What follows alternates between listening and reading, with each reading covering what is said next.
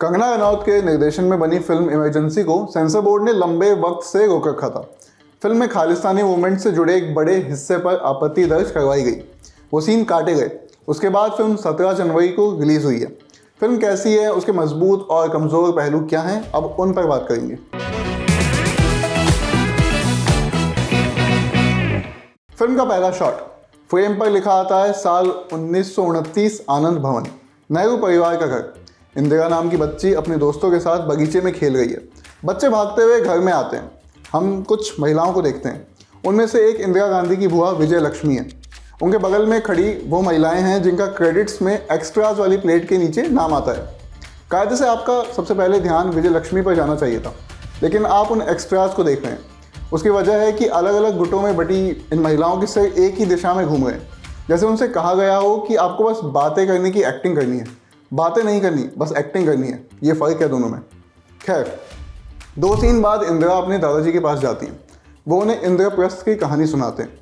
छोटी इंदिरा के दिमाग में बचपन से इस बात का बीज पड़ जाता है कि दिल्ली जिसकी हुई, ये देश उसका हुआ। स्क्रीन प्ले के स्ट्रक्चर के लिहाज से इस पॉइंट को इंसाइडिंग इंसिडेंट कहते हैं, यानी वो पॉइंट जहाँ से आपके जो प्रोटैगनिस्ट है उसकी यात्रा शुरू होती है या उसके जीवन में बदलाव आता है।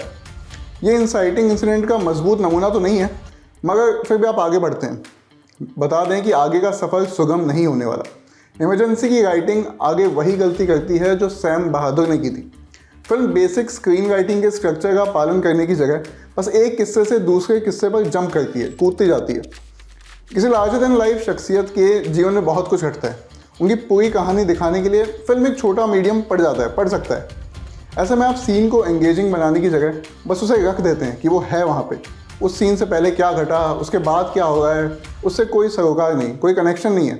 बस छूकर निकल जाने से नुकसान ये होता है कि आप अपने किरदारों को ह्यूमनाइज नहीं कर पाते। वो इतिहास के पन्नों से निकले पात्र बनकर रह जाते हैं। वो ऐसे इंसान क्यों हैं, उनके आंतरिक मतभेद क्या हैं, ऐसे इंसान बनने के पीछे कैसी नींव पड़ी है, इन सबको जगह ही नहीं मिलती। नतीजतन आप उन किरदारों के लिए कुछ महसूस नहीं कर पाते। कोई रिश्ता नहीं बनता आपका उनसे, और जब कुछ महसूस ही नहीं होगा हो तो आप ऐसे इंसानों की कहानी क्यों जानना चाहेंगे, ये सवाल है। बाकी फिल्म से दूसरी शिकायत ये है कि अधिकांश किरदारों को बस सिंगल नोट में समेट कर रख दिया गया। जैसे आप संजय गांधी को गुस्से में देखते हैं। फिल्म की राइटिंग ये सुनिश्चित करती है कि आप अगले हर सीन में उस आदमी को इसी तरह देखें। उसके किसी दूसरे शेड से आपको परिचित नहीं करवाया जाएगा। ऐसा ही जेपी नारायण और अटल बिहारी वाजपेयी के केस में भी होता है। जब आप सेफ खेलने की कोशिश करते हैं और अपने किरदारों को एक ही रोशनी में दिखाना चाहते हैं, तो ऐसे में एक्टर्स के पास भी अपनी रेंज एक्सप्लोर करने का कोई स्कोप नहीं होता, कोई ऑप्शन नहीं बचता। यही वजह है कि इमरजेंसी कंगना रनौत, अनुपम खेर और श्रेयस तलपड़े के सबसे औसत कामों में से एक है, जबकि ये तीनों बहुत अच्छे एक्टर्स हैं। फिल्म में बहुत खामियाँ हैं। बाकी ऐसा नहीं है कि उसके पास अपने कुछ सॉलिड मोमेंट्स नहीं हैं। जैसे जब इंदिरा गांधी प्रधानमंत्री आवास छोड़ रही होती हैं, तो वहाँ काम करने वाले लोग भावुक हो जाते हैं। वो कहते हैं कि हमें अपने साथ ले चलिए, हम फ्री में काम करेंगे। यहाँ आपको आपके किरदार के ह्यूमन साइड का एक पहलू देखने को मिलता है।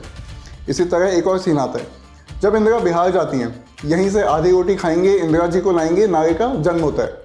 यहाँ फिल्म अपनी नायिका को गर्दन ऊपर करके नहीं देखती, बल्कि उसे आई लेवल पर लेकर आती है। लेकिन मसला यही है कि ऐसे मोमेंट्स बस चुनिंदा हैं, गिनती भर है। इमरजेंसी में हिंदी के अलावा कई किरदार बांग्ला, फ्रेंच और तेलुगु भी बोलते नजर आते हैं। कुछ जगहों पर ऐसे डायलॉग्स को हिंदी में डब किया गया, लेकिन कई मौक़ों पर ओरिजिनल भाषा को रहने दिया गया, जो कि ठीक बात थी। बस दिक्कत ये थी कि सीन को पूरी तरह से समझने के लिए सबटाइटल होते तो ज़्यादा बेहतर होता। लेकिन इमरजेंसी से ये हमारी सबसे हल्की शिकायत है। बाकी आप समझ ही गए हैं। आज के रिव्यू में इतना ही। मैं हूं यमन और कैमरा के पीछे हमारे साथी जतिन। शुक्रिया।